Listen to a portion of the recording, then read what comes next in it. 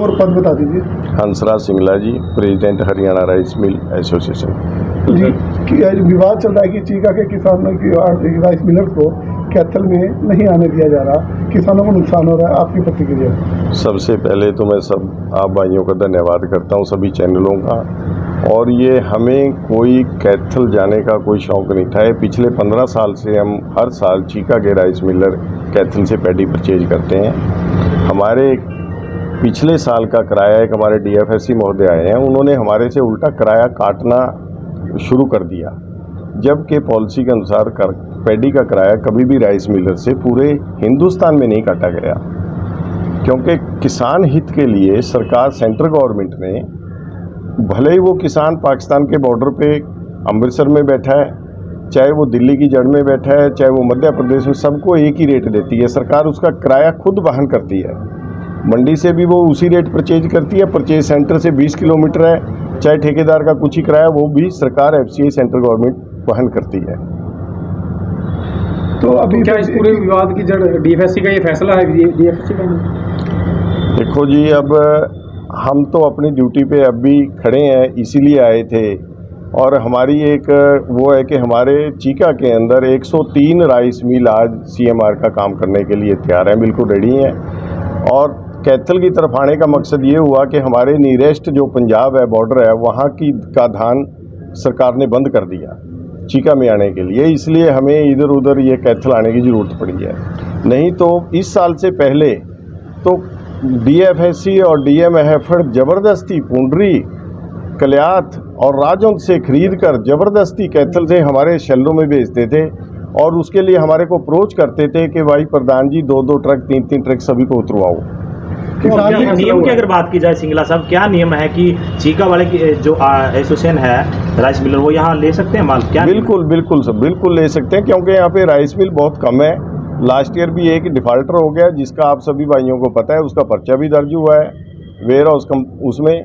और 1-2 मिल का यहाँ पीछे पैडी शिफ्टिंग के भी आदेश हुए थे, हैफर्ड के वो मिल थे। यहाँ पे मुश्किल से 16-17 राइस मिल हैं, और पैडी यहाँ पे उनकी कैपेसिटी के बावजूद 7 से 8 लाख क्विंटल पैडी फालतू है। अब इस बात का हमारा तो कोई इशू नहीं है, अब सरकार ने इसको देखना है। तो रोक फैसला आपको यहाँ पे आने से? यहाँ पे हमें आने से अभी तो फिलहाल तो हमें DC मैडम ही रोक रहे हैं। कोई फैसला हुआ? DC ने कहा था कि हम चीका के मिलों से आवेदन ले रहे हैं, आप लोगों ने आवेदन किया? उस पर आवेदन ऐसे है सर, वो एक नाजायज़ तौर पे जो DFSC महोदय है, वो हमारे से मतलब एक थ्रेटिंग के रूप में ये लिखा के ले रहे हैं कि अगर आप यहाँ से धान उठाओगे तो मेरे मिलिंग के बिल से किराया काट लिया जाए। उन्होंने ये हमारे को लिख के दिया। तब हम कल 103 राइस मिल के नुमाइंदे मैडम DC को शाम को मिले, हमने ये उसमें क्लियर लिख के दे दिया कि जो हरियाणा गवर्नमेंट ने पॉलिसी बनाई है हम उसके अनुसार चलेंगे, अलग से अंडरटेकिंग हम कुछ नहीं देंगे। तो DFSC ने अपना नियम बनाया है? अपना नियम बनाने की बड़ी कोशिश करते हैं जी। जो किराया रोका हुआ है सिर्फ चीका का रोका हुआ है उन्होंने, और पूरे हरियाणा में किसी का किराया नहीं रुका। तो आप लोगों को ये भी आरोप है जी कि आप टैक्स की चोरी कर रहे हैं। ये तो जी किसी के कहने की कुछ भी कह दे कोई भी, उस बात का तो कोई किसी के पास इलाज ही नहीं है। टैक्स की चोरी तो इसमें कहाँ से हुई बताओ आप? किसान आपका समर्थन में उतरे हैं कि वो चीका के जो राइस मिलर हैं वो हमें अच्छा दाम दे रहे हैं इनके, लेकिन कैथल के कुछ राइस मिलर व्यक्ति विशेष हैं जो सब रुकवा रहे हैं, आप क्या कहेंगे? अब ये तो जी डिमांड एंड सप्लाई है मार्केट के अंदर। अब वही किसान है, जब ये किसान 2 साल से पहले ये MSP पे धान नहीं बिक रहा था, तब वो लोग कहाँ चले गए थे? तब भी तो हम लोगों ने वो माल उठाया जी। अब आज उनकी किस्मत, पीछे गेहूं में नुकसान हो गया किसानों का, अब भगवान ने उनकी सुन ली। अगर 100-200 रुपये ऊपर बिक रहा है तो किसी को क्या दर्द हो रहा है? हमें तो यही समझ में नहीं आती।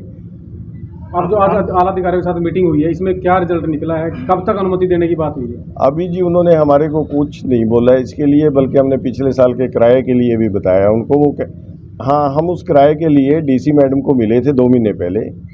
उन्होंने उस लेटर को बोल दिया कि मैं हेड ऑफिस से अपना इसकी क्लियरेंस मांगूंगी।